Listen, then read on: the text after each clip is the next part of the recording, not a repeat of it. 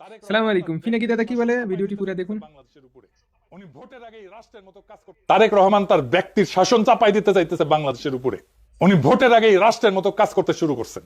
তার মানে তারেক রহমান বলতেছে রাষ্ট্র জনগণের না, রাষ্ট্র আমার সম্ভাব্য সম্পত্তি। এটাই গণতন্ত্রের মৃত্যু। তারেক রহমানের হাত ধরে আসতেছে গণতন্ত্রের মৃত্যু। গণতন্ত্র মানে যা খুশি তাই করে না। গণতন্ত্র মানে কে কবে কথা বলবে, কোন পরিচয়ে বলবে, কোন সীমার মধ্যে বলবে, সেইটা ঠিক করা। তারেক রহমানের এই বক্তব্য প্রমাণ করছে তারেক রহমান তার সীমা লঙ্ঘন করছেন। রাষ্ট্রের মালিক জনগণ, সিদ্ধান্ত নিবে জনগণ। আপনি তারেক রহমান না, আপনি রাষ্ট্রের মালিক না, এটা আপনার জমিদারি না। আপনাদের কি মনে হয় তারেক রহমান রাষ্ট্রনায়ক হওয়ার উপযোগী? উনি রাষ্ট্র চালাইতে পারবেন? উনি রাষ্ট্র বুঝেন? উনি তৈরি হয়েছেন রাষ্ট্র চালানোর জন্য? বিচারের ভার আপনাদের উপরে দিলাম। 24-এর বর্ষা বিপ্লব নিয়ে ওনার কোনো আলাপ নাই, কোনো আলাপ নাই। হাসিনা নিয়ে কোনো আলাপ নাই, আওয়ামী লীগ নিয়ে কোনো আলাপ নাই, ফ্যাসিবাদ নিয়ে কোনো আলাপ নাই। তাহলে কেন তো মানুষ রক্ত দিল? সে আলাপ আছে নাই।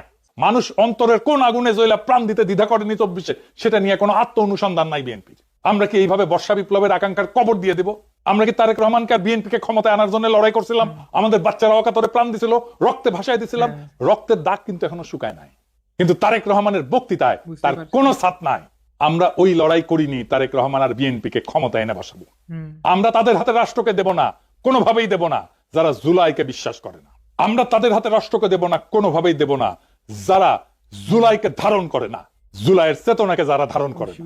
আর এই সিদ্ধান্ত নিতে হবে আগামী 12ই ফেব্রুয়ারিতে। আপনার স্বপ্ন, আপনার মর্যাদা, আপনার ভবিষ্যৎকে লুট